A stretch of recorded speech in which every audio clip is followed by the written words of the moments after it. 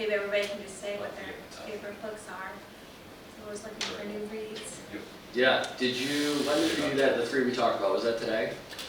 I know, Okay. I've read Never Spoke of Difference. Okay. Were there 2 other ones that were mentioned? Yeah, Ian had mentioned them. Yeah, a good one for you would be the Wolf of Wall Street, Straight Line Persuasion one. I was just gonna tell Tony about it afterwards, but I'll give you a quick synopsis, is that obviously he was a very good cold caller at selling stuff online, or, by phone. The way he did it was by tonality. Just a simple fact of me calling somebody up and say, hey, it's Ian from D&I Development, or D&I Development. By asking that question in your tonality, now the person's going on the phone, well, shit, did I meet Ian? Like, where did I meet him? What's going on? I must know the guy. I'm like, yeah, you remember, whatever, and off you go. So now you've established rapport in your first 3 seconds. And then he talks about, and it's similar to the Pitch Anything book, is there's this line. And if you're above the line, you're winning. Or not winning, but you're getting your point across. And if it goes below the line, he talks about just like recycling, saying, hey, I am a self-storage investor, and I am looking to buy a property, until the conversation starts going back up this way, where they're discussing the sell, and if it goes back, it's about recycling. It's pretty interesting. It kind of gives you a clear picture of how he was such a good cold call salesman in the day.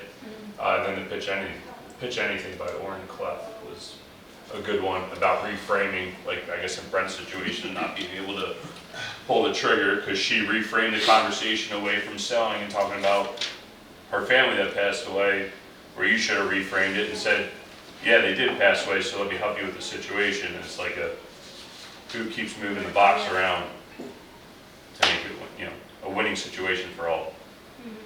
We could just popcorn around, I would say, Barking Up the Wrong Tree by Eric Barker. It's a success orientation. It's a good book. You don't even need to buy the book. You can just subscribe to his newsletter once a week or whatever.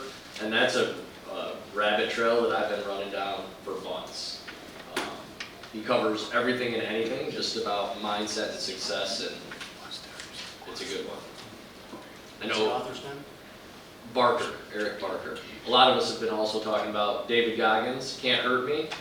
If you're sensitive to language, maybe not your book. He's a Navy SEAL, so I give you an indication of what. The read book's good, the audible version of it, I think it's much, much better. I've heard both sides of that coin. I like the audio, I like the interjection in between the chapters, that's cool, but I actually enjoyed reading it more for some reason. Okay. And a lot of it's personal preference. I like audio books while I'm mowing the lawn, Yes. but I take in 12% of it, and when I read a book, I feel like I get at least half of it, So it just depends on where you're at. And he does like a few extra stories that aren't in the book in the audible version, which is kind of cool. Yeah, but actually seeing the challenges and being able to read through it, he just kind of talks to you in the audiobook. It's a great book for anybody that's trying to overcome any kind of mental barriers. They definitely it makes you feel like you're not doing anything. Yeah. Wow, I am a pushing POS. That guy's so badass that he made stretching seem really cool. I finished the book, I'm like, I want to be a better stretcher. Oh, that was Ridiculous. Which one is he talking about? Can't Hurt Me, the Navy SEAL guy. David Goggins.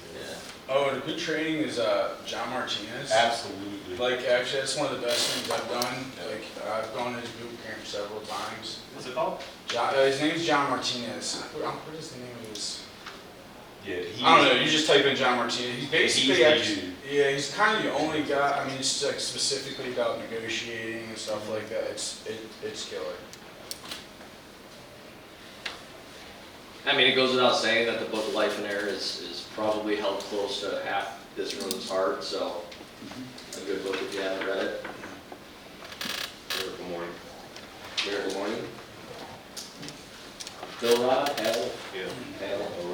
Yeah. Elrod. I think me, Terry, Mike, and Steve, besides last night, had a good night the first night, and it was because of the podcast that both me and Terry listened to with Simon Sinek. And the 4 of us literally, and this will help you with negotiations, took our phones, put them under my hat, all 4 of us. We had a grand old time. I mean, we were going out for an hour, and we were out for 6 hours just talking, BSing, having a grand old time, but Simon Sinek discussed that. I think us in the world as people don't interact enough, right?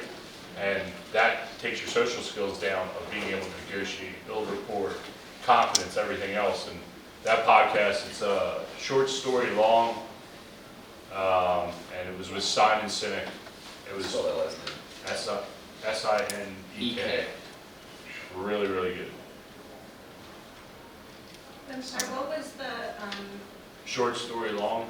that was called? Yeah, it's, Drama from Ridiculous. Episode 166. You know Rob Dyrdek's cousin, Yeah. Drama that owns Young and Restless? That's actually pretty, I enjoy the whole podcast because he's a guy similar to my age that's struggling to grow, not struggling, but he's going and working through his trials and tribulations of running his apparel company by interviewing everyone from like Wiz Khalifa to Dr. Joe Dispenza to, he just had a YouTuber on there and just discussing the trials and tribulations of growing a business and doing what's right for you. And he talks about deleting Facebook and all kinds of other crazy stuff off your phone, and it's some eye-opening stuff. So, but yeah, short story long. Everyone's got a plane ride, so listen to it. Did you guys just pick up that That's Sinek. Ian started to say struggling? Simon Sinek. He understands that language matters, so he backed it off. And then going through trials and tribulations. I had a talk with Kavanaugh and Alex Pardo where we were talking about I used to struggle with anxiety. Now I occasionally experience it. As crazy and hippie as that makes me sound, it matters. Like, beyond what I can impress upon you, it matters. And there are people in this room that believe me, others of you are like, that sounds crazy, but I want to impress that upon you. Thoughts are things, and words breathe life to the thoughts. So, I mean, it's like, absolutely, absolutely. Is that the book you just wrote there? This is really probably not pertinent to many of the folks in the room, but it's called Company of One, Why Staying Small is the Next Big Thing for Business. This is really helpful to me as Alex and I start to work with guys who are doing 200 deals a year and they need to wind out of their craziness. This is kind of one of the books that this is one of the philosophies that I'm currently embracing and trying to impart. Have you read this? No, I was going to ask, you were this summer posting a picture of a book. It was like a blue and white cover that you were like raving about. Do you remember what it was? Oh yeah, James Schramko's Work Less, Make More.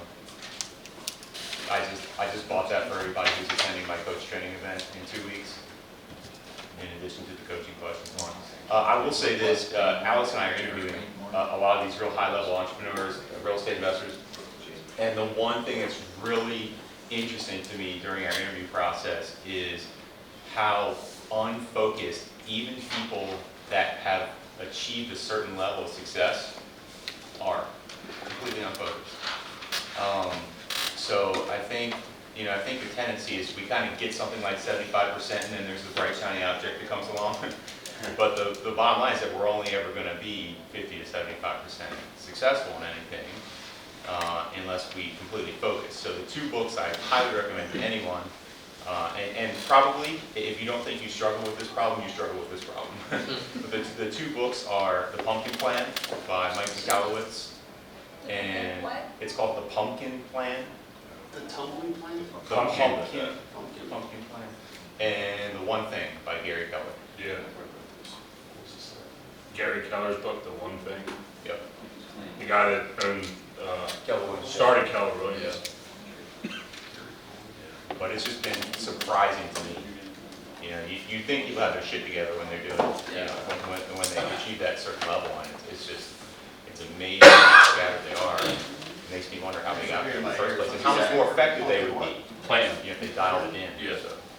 And all of this, I'm glad you asked that question, Grace, because this is great. I believe that a lot of,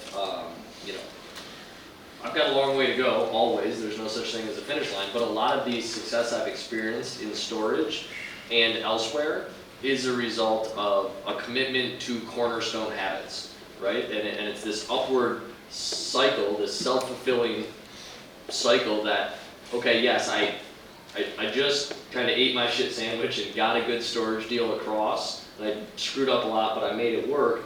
It created space in my life that I could have used in any way. Thankfully, to Life and Air, I decided I wanted to be very intentional about the life I was building. And so I sought out tools and strategies to help me do that. And I've adopted cornerstone habits. They're different for me than they will be for you, but reading, I mean, reading, YouTube, like if I'm on a treadmill or exercising, YouTube's on, I'm listening to something, even if I'm only taking in 12% of it, right? But I'm dedicated to personal development, not to chasing money, right? The more I invest into the cornerstone habits, for me, they're meditation, exercise, prayer, nutrition, and hydration. When those things are dialed in, I'm on fire, right? When they fall by the wayside, I kind of slip. And we all have our ups and downs. But there is no better ROI than the time you invest in your cornerstone habits. I kind of, if I pretend I want an 8-hour workday, right? I spend 1 to 2 hours maintaining. That's the storage stuff. When I say I work 5 to 10 hours a week, that's what I have to do to keep things running. Right? Then I spend 2 hours on those cornerstone habits. Exercise, meditation, reading my vision. The other 4 hours are on what's next. Like what's going to fill me with joy. I'm strategizing, I'm doing these things. And people always, the kickback is, oh Mike, must be nice dude, I wish I had time to exercise. I promise you, I get more done. If I have an 8-hour slot to be productive, I can trudge through for 8 hours and get X amount done, or I can spend 2 hours on me and then work 6 hours and get twice as much done that I was ever going to get done in 8 hours, right? That's the whole sharpening the saw metaphor, or the axe, depending. Which brings me around full circle, 7 Habits of Highly Effective People, Covey. Awesome book. It's a little dry though, 'cause I started reading it, 7 it's like hard to get Habits of through. It is a little dry, absolutely. It's more of a, I'll be honest, I read it the first time, tried to read it a second time and couldn't. Had to go back, got through it again, and you know, the more you get, now I don't go and read the whole thing. I pick out chapters that Yeah. I recognize will be valuable to me at that moment in time. But you're right. I started, I think, after like 3 of them, but I wanna pick it up again. So if, just as an idea, when you are recommended a resource that people you trust have said is valuable, but it doesn't work for you, that's fine. But rather than just say, well, that's not for me, go find the 20-minute YouTube of the guy with the whiteboard who says, summary of 7 habits of highly effective people. Oh, yeah. You get the take-home message. Like the Yeah. pumpkin plan, there's a lot more to it than this, but I can tell you the idea is it's a pumpkin farmer who's trying to make the 600-pound pumpkin. And the way he has to do that is by chopping off and killing lots of little pumpkins, right? Yep. Steve said, you focus on one thing, you have to sacrifice other good things. It's the same lesson as, what's the enemy of great? Good, right?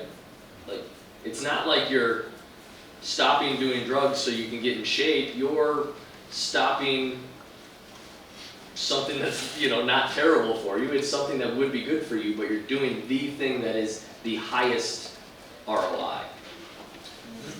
Another book too, Steve and I were talking about this a little last night. It's The Power of Zero, a book I've been reading and have read. It talks about how to get to the 0% tax bracket and transform your retirement. It's using a Roth component to build your retirement. When you read this book, you'll understand the power behind having a Roth component. This book was, of course, written before Opportunity Zone, but it's very familiar with what Mike was talking to yesterday about the Opportunity Zone. He's going to have $1.3 to $1.5 million literally tax-free that he's going to be collecting. But this book has been very helpful about how to live a life paying in the 0% tax bracket in the retirement. So that's by David McKnight. Another good textbook I just read was Tax-Free Wealth. Right. Kohler, What's that? Dawn Kohler. Wheelwright.